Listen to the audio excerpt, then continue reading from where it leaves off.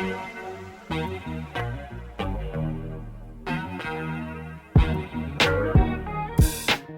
want to start the episode off with the story of Colonia Dignidad. Now, quite possible that I'm mispronouncing that.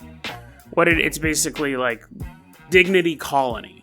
It is in Chile, in the South American country of Chile. There is a Bavarian town with all of the trappings, like the little roofs and, the gingerbread walls, and the women wear the traditional dresses, and the men wear the traditional garb, and it almost looked like you were walking through the jungle, and then you stumbled upon this German town. And it's a real place. This isn't like the Invisible City or Dublin, Wisconsin. It's still there. You can actually visit it today. What makes it interesting, other than the fact that it seems like an entire town was teleported from one part of the globe to the other, is why it was founded and who founded it. Now, back in the 1960s, it was founded, and it was founded by a guy named Peter Schaefer. He was a German citizen who fought during World War II. Well, he didn't really fight during World War II. He wanted to fight during World War II for the German government. He wanted to become a member of the SS with the Nazis. One problem, though, he was missing one of his eyeballs. Now, after the war, he told people, I lost my eye because I did serve. I lost my eye in battle. What really happened was when he was a kid, his shoelaces were tied so tight that he got a fork to wedge into the shoelace to force it out, and he pulled on it so hard it slipped, and he stuck himself in his own eyeball. Lost the eye. I would tell people I lost it in the war too. Probably tell them I lost it for the Allies rather than the Axis, but, you have to deal the cards you're dealt. So, after the war that he didn't fight in, he began kind of getting into ministry youth group stuff. And that didn't go so well. There were some complications there. And then he decided, you know what, I'm going to just be like a traveling minister. And he started to gather up this following. He's a very charismatic person, even though he's missing an eye. He had a glass eye. I don't know why missing an eye would make you less charismatic, but he had a glass eye. I'm really fixated on the eye just because the way he lost it. But so anyways, he's going around. He's kind of walking from town to town. He gets this gathering of people, and he says, you know what, followers, we need to go to a country and start our own town. It has nothing to do with the allegations that happened at my previous church or the allegations that are happening now. Let's go to Chile and form a new town. Now, his people were in thrall of him. They said, he basically, when he spoke, it was just gave you such light and such hope. So he packs up his followers. I think there's 250 of them. They go to Chile and they form this town, Colonia Dignidad. Let's jump ahead a little bit, a couple years here, and I want you to get a view of what Paul Schaefer was like. And also, wasn't Paul Schaefer, I must be pronouncing his name wrong, because I'm pretty sure Paul Schaefer was the band leader from the David Letterman show. But no, his name actually is Paul Schaefer. So, hey, so this is, I'm just jumping in real quick. His name is not Paul Schaefer. It's Peter Schaefer. I was at some point in the episode started calling him Paul Schaefer. It's not Paul, it's Peter, but it's just way too much trouble to re-edit the episode. So you're just going to have to imagine the band leader from the David Letterman show committing the atrocities that are going to unfold the rest of this episode. Enjoy. Okay, actually, I just looked it up. His name is Paul Schaefer.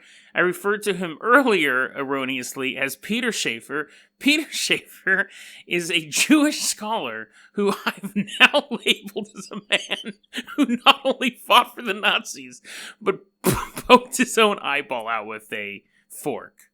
I had notes for this episode. I had highly detailed notes for this episode. Sorry, Peter.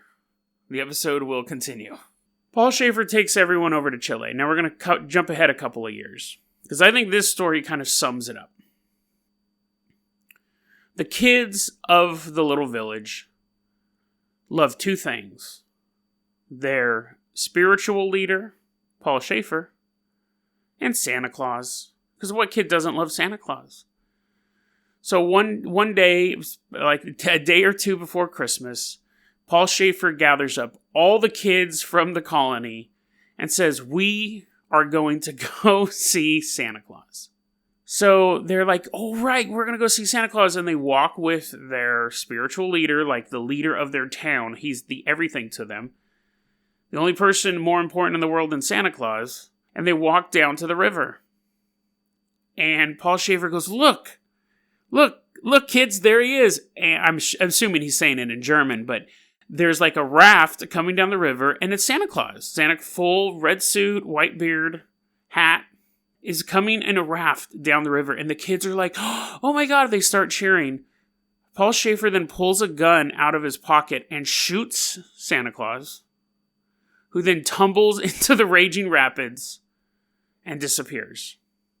From then on, only Paul Schaefer's birthday was celebrated in the town. It was the only holiday. Now, I gotta let you guys know, Santa Claus didn't actually die. He had another member of his group, another adult, say, hey, I'm gonna shoot at you. I just want you to jump into the river and pretend that their childhood hero is dying. And the guy's like, yeah, sure, no problem. But basically, they saw their spiritual leader kill Santa Claus. Paul Schaefer was basically a control freak. It was this religious cult that he had founded. And again, people never really think it's a cult when they start it. But he encouraged people to spy on each other, which is a sign of a cult. He limited their sexual activities, which is a big sign of a cult. If you wanted to get married, you had to get his permission. And the guy would come up and say, I'm really in love with Sally down at the mill. Do I have permission to marry her? And Paul Schaefer would go, you have permission to marry Debbie. And Debbie is 80 years old. So if you want to get married, that's the only woman you can marry. And so the guy would be like, ugh.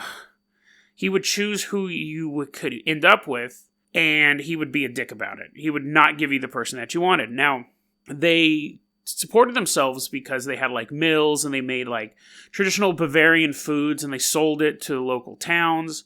They also had a world-class, or I should say a first-class hospital in their town. And they got state subsidies from the government of Chile because they treated the poorer people who lived around the colony. The poor people loved the place. They're like, oh, these super nice Germans are here. And Chile and Germany actually had really close ties throughout the war and beyond. But rumors started to leak out. People started to escape. And as his name was getting linked to this group, the allegations that drove him from the church, that drove him from Germany, sprang back up. He's a child molester. So when he first, after the war, when he got with the church and was like a youth minister type of thing, he was molesting boys. So they kicked him out. And then he went from town to town and built up his own congregation. And during that time, allegations of him molesting boys were popping up. And he's like, I got to get out of the country. So he goes to Chile. Now, he doesn't change his ways over there. Boys in his own compound, and local boys as well, would come there because the boys would come there to learn this great education from the Germans. They'd come there to go to the hospital. He would molest them. He had his own team of young men he called sprinters. Their job was to run from one end of it was like 4,000 acres or something, or maybe 400 acres. I know that's a big difference, but it was this massive area, miles and miles and miles of land they had bought. Oh, and let me say, those kids, those sprinters that he was having run from one end of the compound to another, he said, you guys are the most important part of this. You guys are my communication network. Why don't you sleep in my bedroom? They would be like, yes, that's totally awesome. And then he'd molest them. He's just a monster overall. So you go with all these allegations, how come he wasn't shut down? Well, this is where things get dark.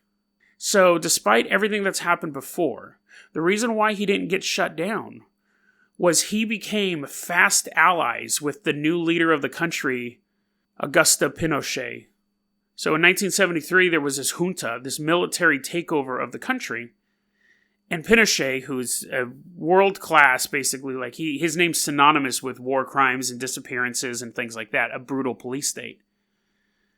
All of a sudden, Pinochet takes over and he's completely paranoid that he's going to be overthrown himself. They start mass disappearances, mass cases of torture, We still don't really know the full extent of it. And when he takes over, Schaefer basically says, hey, you, me, you. You need people to disappear and be tortured? I have a place in the middle of nowhere we can do that. So people just started getting shipped out to Colonia Dignidad. And to this day, we don't know how many people were tortured and murdered there. We have accounts of people who were taken there and tortured, and then they were said, you're innocent or whatever, and they let them go. To this day, they're still looking for mass graves, or really any graves. This all went on for years and years and years.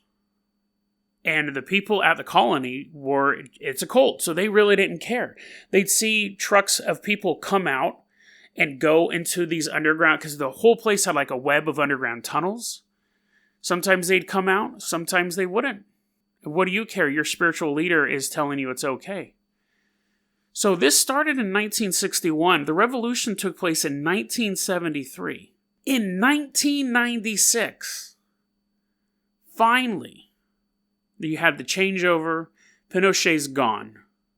The allegations of the child molestation are finally reaching the right people, because they saw this guy, Schaefer, was a ally of Pinochet. Now Pinochet's gone. Now the people are going to retaliate. They find out about Paul Schaefer. They find out about the allegations. They find out about the torture. The head police chief of the country was Luis Henriquez. He says, I'm going to take down Paul Schaefer. They show up. He's not there. Everyone's like, oh, he left a while ago. They do that 30 more times. Daytime raids, nighttime raids. Enriquez said, I think at some points we missed him by a matter of seconds. He goes, I think he was disappearing into the tunnel network, but they could never find him.